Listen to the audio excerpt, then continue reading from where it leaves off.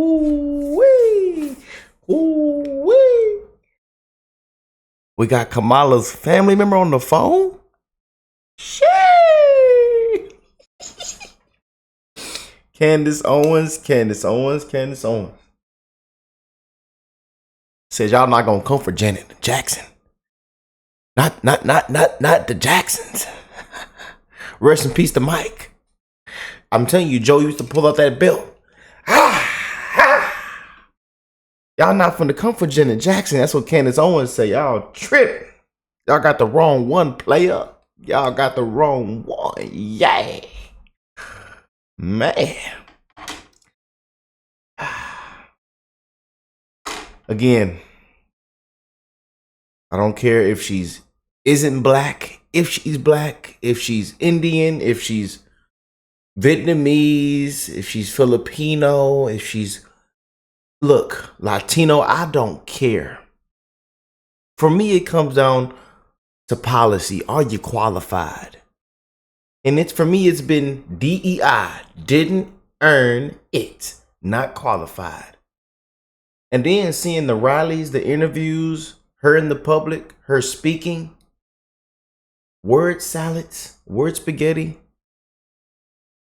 I think it's drunk entire inventory. Drunk, you know. Can't, soon as the teleprompter goes off, can't go off script. Just repeating the same thing Monday, Tuesday, Wednesday, Thursday, Friday. She is literally trending just as the president with 81 million votes. It was a cheap fake, a deep fake. Vegetable, incompetent. He doesn't know where he's at or what day it is, what month it is. He dropped his snow cone out in the sand on the beach. Look what we got going on now, man. It's ridiculous. But they came for Janet Jackson because she said, I heard that she wasn't black. And this investigation has been getting spicier and spicier. Now we got a family member on the phone, Kamala's uncle. Huge shout out to Candace Owens, man. Prayers for Candace Owens. I know y'all be in the comments saying prayers for us content creators that be calling out the truth, and speaking on topics like this, man. As they're trying to give her the Obama treatment. Everybody's on her side, the corrupt woke media. I mean, it's crazy, man. Hollywood, big pharma, big business. I mean, it's just corrupt, man. The corrupt scam matrix.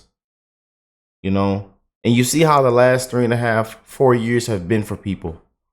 We the people come last, man. People are sick and tired of this crap. We want our tax dollars back. I want every last dime back. Every last dime. But prayers for Trump as well, man. Because we don't know what to expect. And we are 30 days out. We don't know what to expect, man. We want to send our love and prayers once again. And our condolences to the hurricane victims. Cities, towns, I mean, just completely wiped out. It's just, man. It is crazy what's going on right now, you guys. Prayers for America. Prayers for you guys and your family. We do not know what to expect, man. But it's crunch time, And the difference is clear. And I don't see how this Harris Walls ticket make it past 100 on that map. That history is done if things are done fair, for real. That things flip red.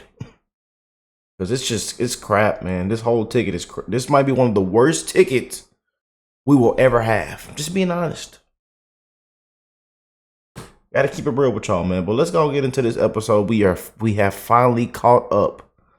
And I know y'all been like, Rick, hurry up. Can you get to the next episode? Please, Rick, hurry up. We have finally caught up.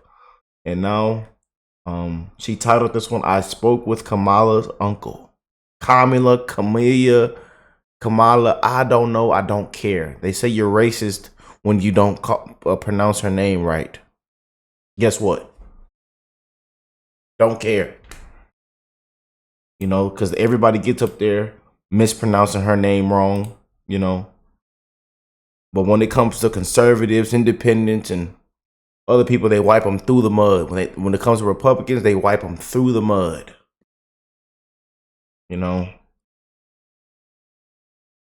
I am absolutely giddy today, you guys. I did it. I spoke to Kamala's uncle officially. And by the way, he's a gem. 10 out of 10. I really wish that he was running for president instead of her because he comes across as a very honest man. I'm going to tell you all about that conversation and how it's now led me to many more questions. So many more questions that I have about Kamala and her true heritage. Also, she's once again been asked about her racial identity. This happened just 3 days ago. And suddenly she's a little iffy on the answer.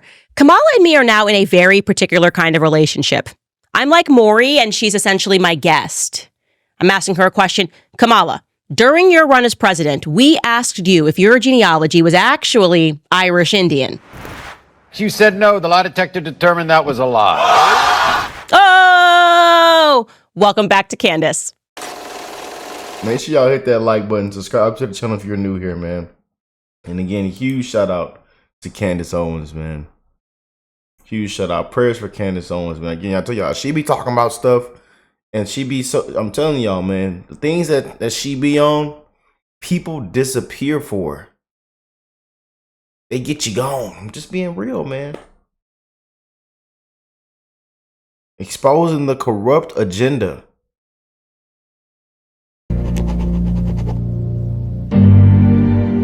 Where to begin? Where to begin? Okay, so 2 days ago or 3 days ago, Kamala was asked again about her Black heritage, and suddenly she is getting a little iffy on the details. You can see she does not want to engage in the conversation, and the answer that she actually gives is fantastic. It is just fantastic, and we need to now pick it apart. So she appeared on a show called All the Smoke, and she was interviewed by the hosts, which are former NBA players Matt Barnes and Steven Jackson. I want you to pay very close attention to her answer here. Take a listen. What do you think when you hear people kind of questioning just the fabric of who you are? Well, one, I don't listen to it. Okay. I'm really clear about who I am, and if anybody else is not, they need to go through their own level of therapy. That's not my issue. Their issues, right? My mother was very clear. She was raising two Black girls to be two proud Black women, and it was never a question. You know, it's funny because over the years, journalists, some, not most, will want to talk about it. And I say, okay, if you want to have this conversation, I'm prepared to have it, but sit down and get comfortable for a few hours. If you want to start talking about race in America, you want to talk about the 1/8 rule? A drop. You want to talk about what it means in terms of who you are perceived to be and the impact that can have on the rest of your life, regardless of who you actually are in terms of your God-given capacity and the rights that you have and should have. So, you know, I don't mess with that. I think that's other people trying to figure some stuff out that, and they got some issues. They got to deal with it. Wow. So she just doesn't answer the question at all. Right. So before we had her really leaning into being Black. Now all of a sudden she doesn't even mess with that. I don't mess with that. I don't even mess with that. They need to go to therapy. She's pulling this Freudian technique. Obviously, you know, I've spoken to you about Freud, who was a disgusting human being who essentially gaslit women who were actually being abused by their fathers. So what she's doing is this exact same Freudian technique of gaslighting people by being like, actually, you need therapy. The problem is you. The problem is actually you for asking the question. No, Kamala, we're asking the question because you made this a theme in your bookie book, which we're going to get to in a little bit, okay? So you don't get to now just not address the question whatsoever. Put yourself in her shoes, okay? I'm going to put myself in her shoes. I'm running for president of the United States, okay? And these questions keep popping up about whether or not I am Black. Do you know how simple it would be to simply answer the question? List your Black relatives in 4 seconds. I would be like, this is my grandma, this is my grandpa. Suddenly she's a little iffy on the details here. Why didn't she just say, yes, obviously my grandmother is Beryl. Here's a picture of her. She's Black. I'm disgusted with the people that are even calling this into question. Here's my great grandmother, Iris Finnegan. I am obviously Black. Instead, she goes, oh, do you really want to talk about it? That's what I say. These shows. Do you really want to talk about race? Do you really want to talk about the 1/8 rule? I mean, how dare she? And the answer is yes, Kamala. Actually, I would like to talk about it. Yeah, I'm actually totally up for talking about the 1-drop rule, the 1/8 rule. Let's discuss history. That's what those journalists should have done. That's what those former NBA players should have done, not giving her a free pass. I would have been like, no, ma'am, name your ancestors. And why are you bringing up the 1/8 rule at all? Let's talk about the history here, okay? The 1-drop rule was actually a legal doctrine in the United States that was used as a means of racial classification, okay? It really dates back to the antebellum period in Virginia, where people of color were considered legally white if they had less than 25% African ancestry. So we're talking about something that was pre-Civil War, but then the classifications became especially relevant throughout Jim Crow in the South, obviously, because of segregation. So they're like, are you white or are you black? So they needed to know how to quantify whiteness and blackness. The laws were first officially codified in Tennessee as one of Virginia's racial integrity laws. They wanted birth certificates to just be very clear whether a parent was legally white or legally a Negro, so that it was known which laws in society you had to abide by. What about Indian Americans? Because strangely, she brings up her mom. You would think the first thing she would do would be to bring up her dad. Instead, she brings up her mom. She's like, my mom was very clear that she was raising 2 black women. Your mother is Indian, like fully 100% Indian. So the fact that the first person that you recall is a non-black person is suspicious. And regarding Indian Americans, just to be clear, in 1923, the Supreme Court decided in the United States versus Bhagat Singh Thind that Indians were classified as Caucasians, as they had been by anthropologists. They upheld that, but they also made it clear that they were not considered white. So that is probably the answer as to why her mother put Caucasian on her birth certificate. That was actually the legal classification for Indian women. Now, also regarding this 1-drop rule, Kamala Harris was never subject to it ever in her entire lifetime. She was born in California. Just to be clear, that was the very first state to end segregation, and they did that back in 1947. So they did it 7 years before the Supreme Court decision of Brown versus Education, which federalized desegregating all of the schools. So it actually infuriates me that she does this, that she essentially goes back and pretends that she's lived through something. Like, well, let's talk about the 1-drop rule. Why are we discussing the 1-drop rule? By the way, even if you were subjected to it, you probably would have passed, since none of your parents are listed as Negroes on your birth certificate. Like, what are you doing mining the history of black people that came before you and who you are still refusing to name?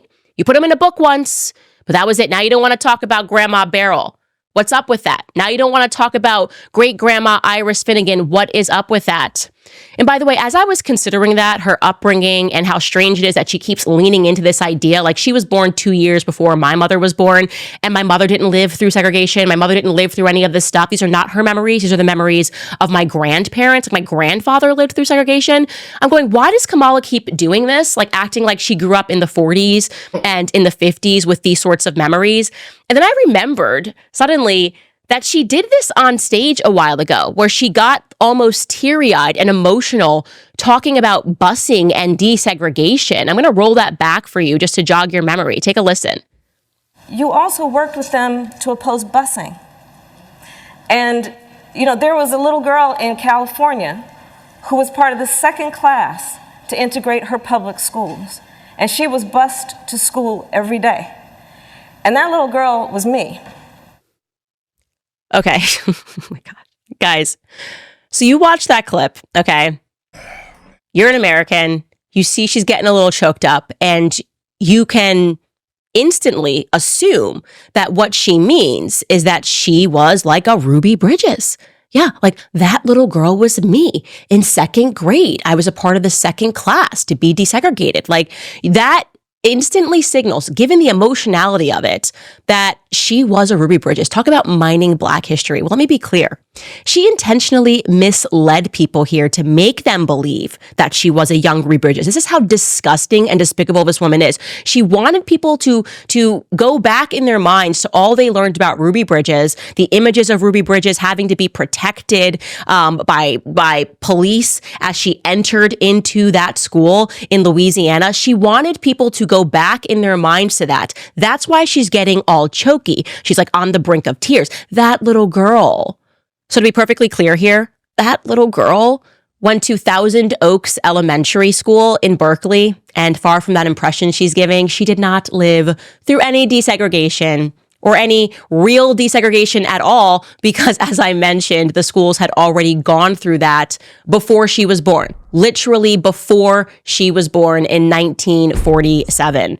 In fact, the school district had to issue a statement after that performance on stage. And this is what they had to put up on their website for clarification. They wrote, "There has been some confusion in the media and social media around the Berkeley schools and integration due to the fact that our high school was already integrated, as evidenced, for example, by high school yearbooks, which show children of many race and ethnicities at school together prior to 1968. In Berkeley, we only have one comprehensive high school, so it was integrated by default. Our elementary schools, however, reflected the racial composition of our neighborhoods, which, like many neighborhoods across America, reflected the history of segregation stemming from policies which restricted the opportunities of non-white residents." So then they go on, "We recently celebrated the 50-year anniversary of our voluntary busing plan." And you can find additional details here. So let me clarify to you what actually happened in her childhood.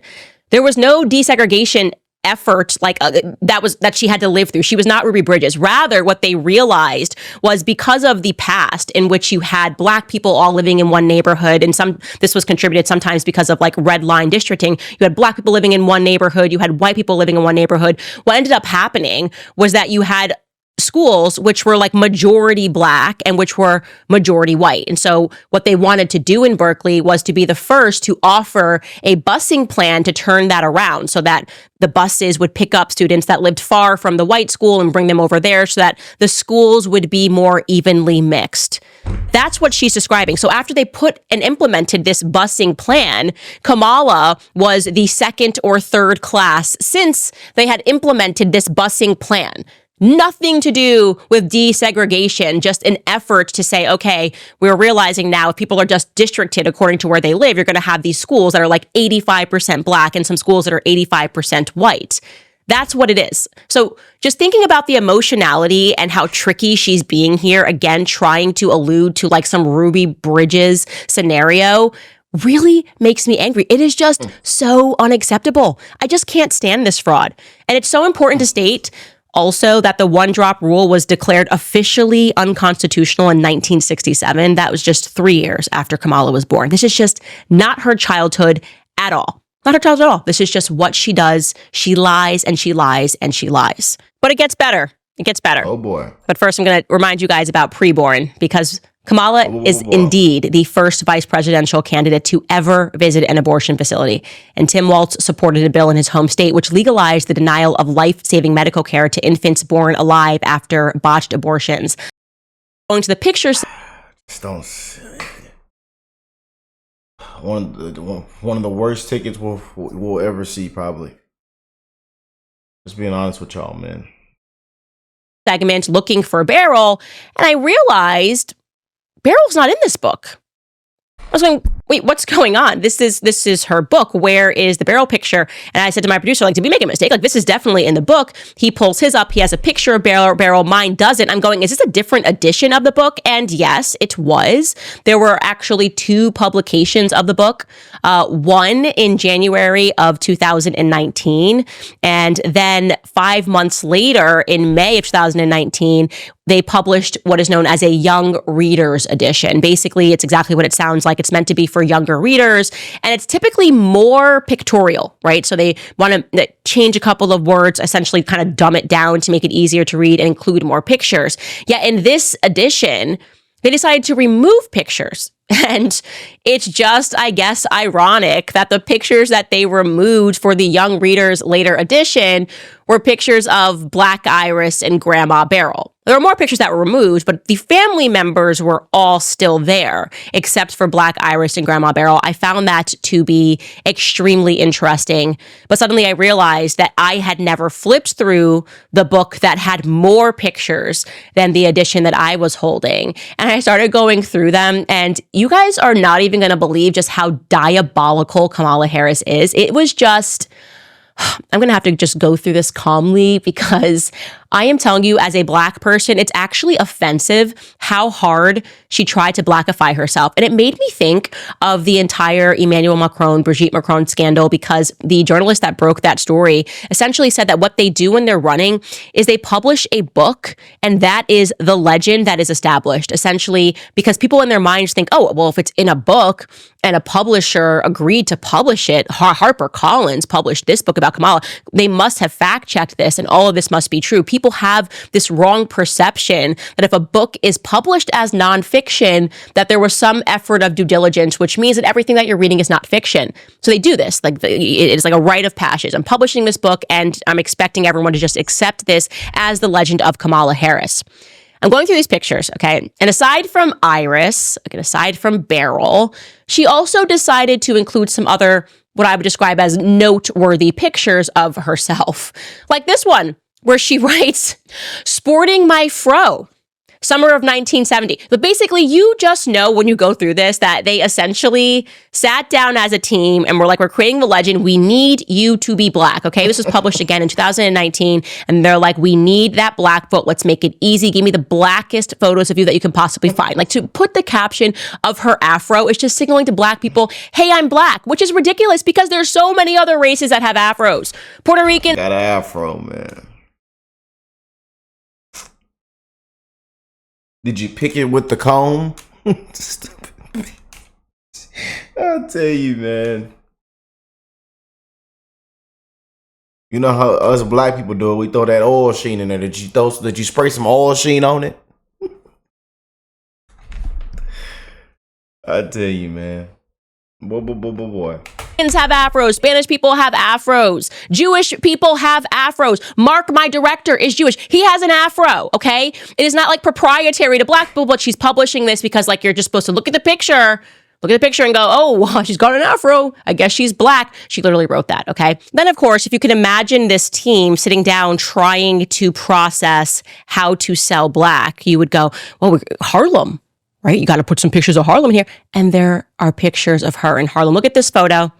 She just posts up right here, visiting my uncle Freddy in Harlem. Harlem was always a magical place for me. Now, what's interesting about this picture is the man behind, I don't know if that's actually her uncle Freddy, right? Like that came to my mind. I'm like, is this just like a guy working on the side of the street and she's just like including him because this picture shows a black man that's in Harlem and again signals to black people that like she's with her uncle up in Harlem. Kind of feels that way.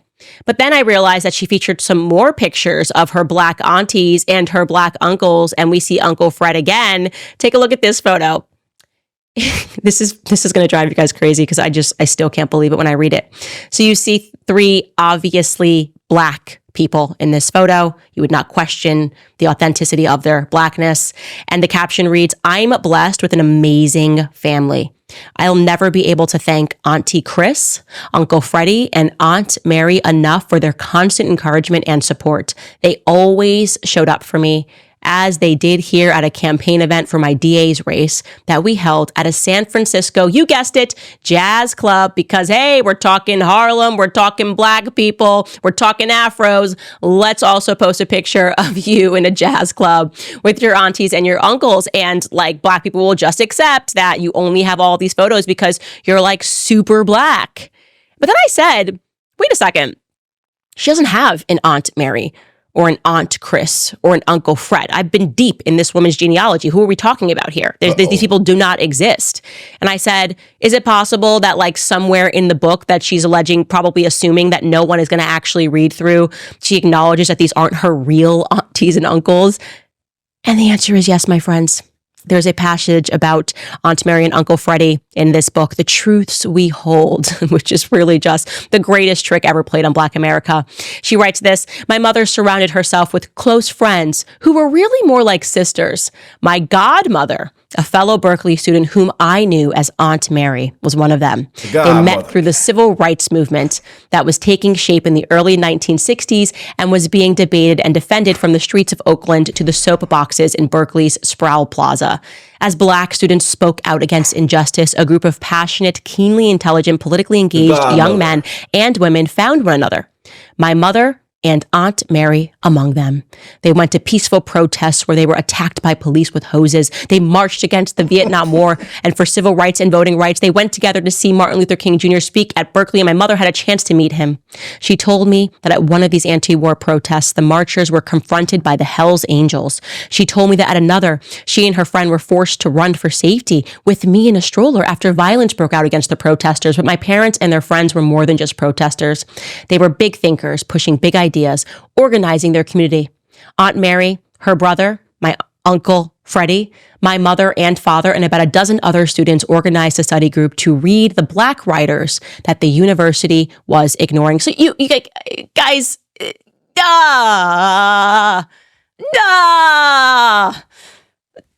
what can I say here? I am being reduced to sound effects. She wrote this book and she starts the sentence with her family. She's visiting her family in Harlem. This is maybe she wrote, I have the best family, and shows multiple pictures of an Uncle Fred that isn't her Fred. Why did she do this? It's not her uncle, okay? It's just not her uncle. It's her mom's friend. And she dedicates so much time to him and the protests. And she's dropping Martin Luther King. And she's dropping W.E.B. Du Bois. And she's dropping so many other people that are Black in this book. For what reason? Because she's performing.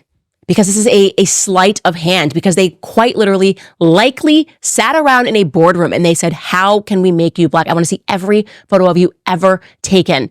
And I'm going to tell you what in people's minds will just read like Blackness. So we've got Ruby Bridges now in people's memory, being embedded in people's memory. Now we've got this idea of her marching aunties and uncles in Harlem. It's just so unacceptable. It is so unacceptable. After going through all these photos, I made a joke to my producer and director. I was like, oh, what's next? Is there going to be a picture of her just like eating collard greens and cornbread? Is she going to be like, this is me eating collard greens and cornbread. I'm in Harlem. And they said back to me, no, she's done that. I said, no. I said, shut up. That's not true. She's not done that. There's no way. They said, yeah, no, there are clips of her speaking about collard greens. I said, I cannot believe this. Produce me the clip. And they did. Here it is. I have a friend who had a Christmas party, Christmas Eve every year. Throw them in the bathtub. And she asked me to make the greens for her party every year. And I am not lying to you that I would make so many greens that I'd need to wash them in the bathtub. and Hillary walked around with that big bottle of hot sauce in her purse in 2016. And she said it was working to get the Black vote. She had a big bottle of hot sauce. I'm telling you the truth. So how do you make your greens? Do you put turkey in them? Do you Bacon. Nice. My grandma I do puts bacon. She's put Garlic. vinegar. I put white vinegar. Yes. I do. So I start with, I slice up my garlic. But no, first I chop up the bacon fry it. and get all that fat going. Then I put garlic, some chili peppers. Yes. And then a lot of water and a little chicken stock, and I let it go for a while before I put the greens in. And then, right, so you get that going and all that flavor, and then I put the greens in for a couple hours. Then I do vinegar, and then I cheat and do a little Tabasco. She put vinegar on chicken. She shake vinegar on chicken. She don't put hot sauce on chicken, y'all, like them Patriots. She put vinegar on chicken. Oh, that's okay. Yeah, but Tabasco of all, like I like Louisiana hot sauce, but Tabasco has that right amount of vinegar. Yeah. Told y'all. And that's how I do my greens. I see why you get invited every year. And she brought it up again at another event. Take a listen. Hey, Marlon, so I know how to make a mean pot of greens. In fact, people used to ask me to make greens for them for Christmas. One year, I had so many that I had to wash that we ended up washing them in the bathtub. So I am not playing around. Black America, listen to me. I'm speaking directly to you because I am not playing around either. If I catch you voting for this woman, I'm going to haunt you. I'm going to haunt you in your dreams. There will be nowhere that you can go where I will not haunt you. This is just, we have to come together. At some point in society, we have to come together to declare this unacceptable. Like, I don't care where you sit on the spectrum. This is the most not okay thing that I have ever seen in the history of politics. This is how she's shoring up black votes. She's going around talking about collard greens, putting in fake pictures of her uncles and aunties that are black, while conveniently ignoring all of her aunties and uncles that are white. And people are just eating this up. Let me find that woman that was going, okay, to all that vinegar put into her call. Okay, let me find her. I'm going to haunt her. I promise you that. But of course, guys, let's get to me speaking to her uncle. Steak and potatoes. Steak and potatoes, Patriots. Steak and potatoes. Here we go. Because that actually happened, like I promised you yesterday. I said I had a phone call. I was trying to wait for it to happen yesterday. Well, it happened last night. Part one of our phone call happened last night. We briefly spoke on the phone, I would say for about 10 minutes. And I first want to say just how much I liked this guy.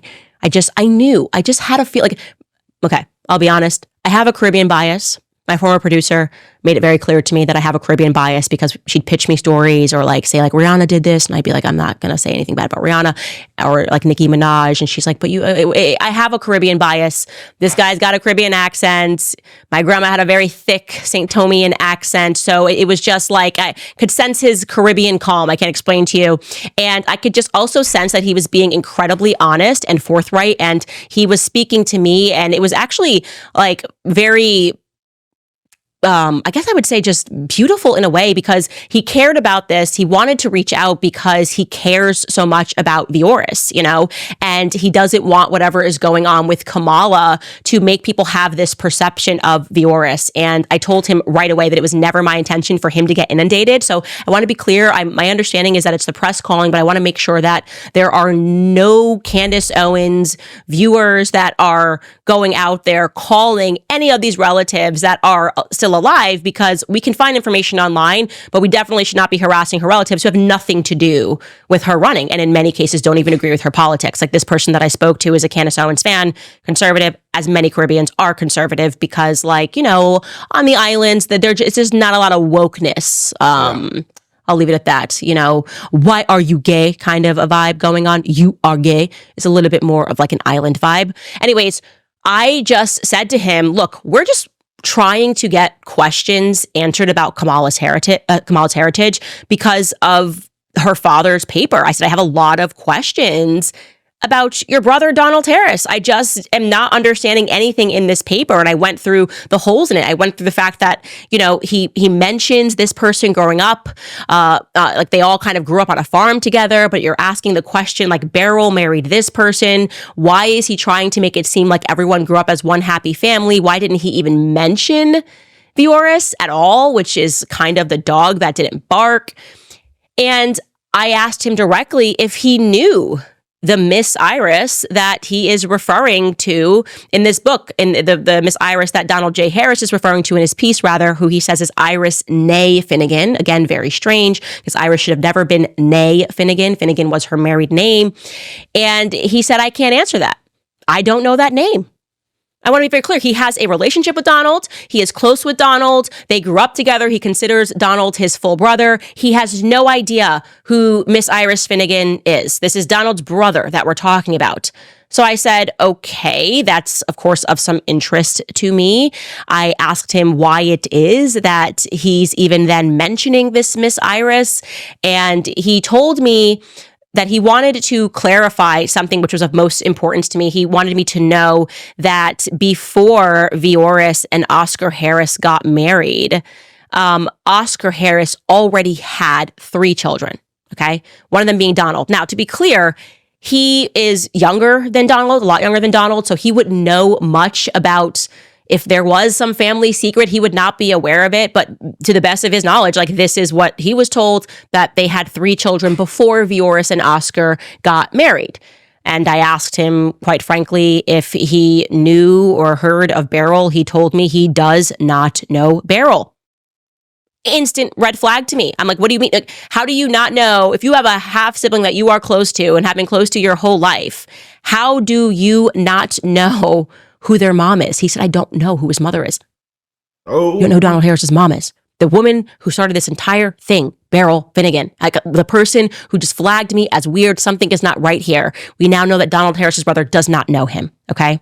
Like I said, he said that Oscar Harris had 3 children before he married Vioris. He mentioned that Donald was very close to them. He also said that Oscar Harris's children all had businesses, that Donald, when he was coming up, Donald was in university. They kept very close to him. He said that Donald has always been very, very private, and he doesn't like publicity. And I find that to be very interesting. What people, yeah, sure, there are some people who are exceedingly private, and there are some people who are exceedingly private because they have something to hide. And I, again, do not feel that Donald Harris was telling the truth about his upbringing. I think he gave some truths and kind of made it very murky in his Jamaican heritage piece, but some things that were objectively proven to be untrue. He told me that Kamala definitively knows Vioris, that he also knows her, that she visited Jamaica twice with her father, and that sometime after she had graduated college, she went down to Florida with her sister and she visited Vioris. So she had a relationship with Vioris. Unfortunately, Vioris did not make her book. And I think we know why Vioris did not make her book. Now, I have no reason not to believe the person that I spoke to. I just felt that he was being very authentic and he was there to simply clarify some things and that he didn't know the answers to some things. He authentically didn't know. And if he is telling me something that is not correct, then the reason why those things are not correct is not because he's trying to lie, but it's because he is not aware of them. So it leads us again to more questions about Donald Harris. Who is this guy? Who is his mother? Where is Beryl? Okay. Where is Iris Finnegan? Why won't Kamala, who felt so, I guess, close enough to Beryl and Iris to include them in their book, why won't she even mention them as an easy way to debunk what is being said? Why is she even mentioning the 1/8 rule? What are you talking about, Kamala? If you're telling us that your grandmother is Beryl, she looks pretty black to us, like that would make you more than 1/8 black. What's going on here? Why are we getting all iffy on the details? We've got a couple of lingering questions here, and I'll tell you what we are starting to think about. But first, I want to remind you to drink coffee because we are not letting go of the story. You're going to need a lot of coffee. If you're going to drink a like the Beryl that is pictured with Kamala, that I said looks like a 60-year-old woman. I'll show you the photo right here. Okay, so somebody came across a woman who has the same name, Beryl, who is still alive, very, very, very old. Now, this woman is not at all related to Kamala, judging by who her son is and doing that sort of a thing. She's not related to Kamala, but again, she has that same name. She's still alive, and we have confirmed that she is from that same town, that same place, Brownstown, Jamaica. So we know she would have been there at the same time. And like I said, she resembles the person that Kamala is trying to pass off as her grandma. Could this be the help? Could this be a woman that they just took a picture with? We're going to explore that lead, but first a bigger lead. And now I can just send all of you guys to hunt and figure things out. By the way, I'm depressed because next week I'm on vacation, which means that we're going to have to stop this. Like tomorrow will be the last day of the investigation before we have to pause for a week and come back after Columbus Day. But anyways, here is something that you guys can help with. So remember in Donald J. Harris's piece, he mentioned only a sister, despite the fact that he has like at least 5 other siblings. He only mentioned Enid Maud Harris. He just calls her Enid. We were able to find her because one of you guys sent us a file, and it is confirmed that Enid is the sister that Donald Harris had, which predates his Oscar Harris's marriage to Vioris. And it turns out that she is just a half sister. We were able to determine this because we found her marriage certificate where both of her parents' names are listed. I'm going to show that to you right now so you can see that Enid Maud Harris got married at St. Peter's Church. This was in New York. And that she married a man named Hugh Ashton Watts. Okay. You can see listed under her parents, we have Oscar Joseph Harris, and we also have Perline Curry. We cannot find Perline Curry, and we cannot find Hugh Ashton Watts. Now, both of these people would be dead today, Okay, so again, we're just asking you to crawl through online looking for documents to determine who these people are. It's like without a trace. We know that Enid is still alive. Obviously, Enid is very advanced in age, so do not call Enid and ask any questions. We are not okay with that. We are not here to harass elderly people. We're just looking for answers because there is a plausibility that maybe Perlene Curry is his true mother that he's not telling us about. Maybe Perlene Curry is Kamala Harris's grandmother and not Beryl, right? So again, we have questions here, and the fact that we can't find Perlene Curry, we just want to know what race she is, what she looks like. That's really kind of the information that we're looking for. And again, a good start here is you can find Perlene Curry, or if you can find Hugh Ashton Watts. And we know that they got married in New York. We know that they lived at least for a short time in the Bronx. We're sending you guys out to explore those leads as we continue to try to get to the bottom of Kamala's heritage, because I personally do not accept that I need therapy, as she says. If you are even asking a question, you need therapy. No. Like I said, we are only here because you sent out your media goons to go after Janet Jackson and to try to paint her as crazy. We're only here because we have now arrived at the stage where you've gone from bringing Megan Thee Stallion out to shake her butt, you're walking out to Beyonce, you're talking about collard greens, you're dropping fake black relatives to kind of persuade people that you have this black upbringing, you're talking about Harlem. You don't get to pull a 180 and pretend that it's irrelevant. Okay? Because when Trump was on stage and he said to you, look, I don't care whatever she is. Well, let me tell you, I disagree with him. I care. You've now caught my attention. Okay? And common sense says to me that if any person was put in a seat and asked about their heritage and someone said, what do you think about these rumors that you aren't black? All you would do is start listing your relatives that are black. Break it down. Break it down. Simple. That's what I would do. And say how foolish it was. And she's not doing that. She's instead running Operation Gaslighting. And you know what? Shame on those people. Shame on Matt Barnes for not pushing her. Put her feet to the fire. You don't get to just mine black history and black pain to try to present yourself as the first black female presidential candidate. It doesn't work like this. It's completely unacceptable. Nobody would have cared if you ran and you said, I am Indian Irish. Not a single soul would have cared. Okay? You did this. You did this, and we're not going to let it go because nobody messes with Janet Jackson. All right, guys, before we get into your comments, I want to remind you that this episode is sponsored by Nimi Skincare. It's my favorite. Oh, boy.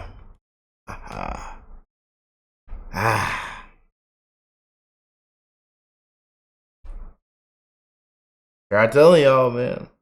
I wish y'all listened to me. You know.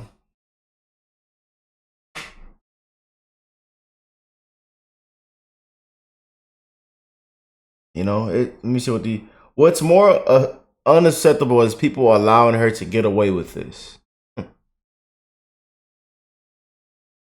How does a Hindu Indian woman raise two proud black girls? It's not about race, it's about truth. When she was running for the Senate, she identified as Indian American. She only claimed to be black when she ran for president.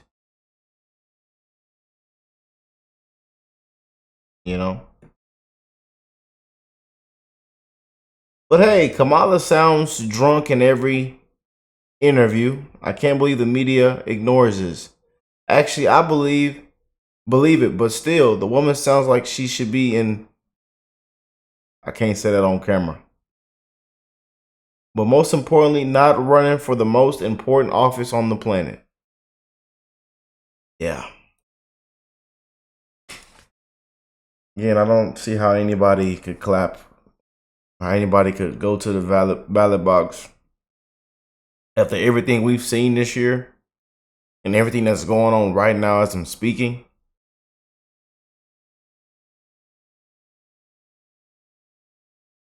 But hey, the liberals, the Trump derangement, the fake news, the brainwashing that's going on, all the hatred that has been spewed out, the bad man, the orange man, he's a crook, he's a convicted felon. He's gonna take your rights away. Dictator on day one. Hitler. Project 2025. It's a bunch of crap, man.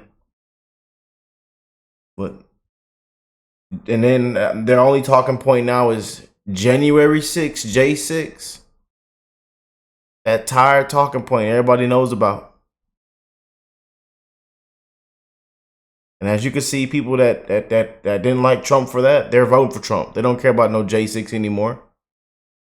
And we tell Nancy, hands behind your back. Because we seen the truth hit the fan. The truth was shined out in the light.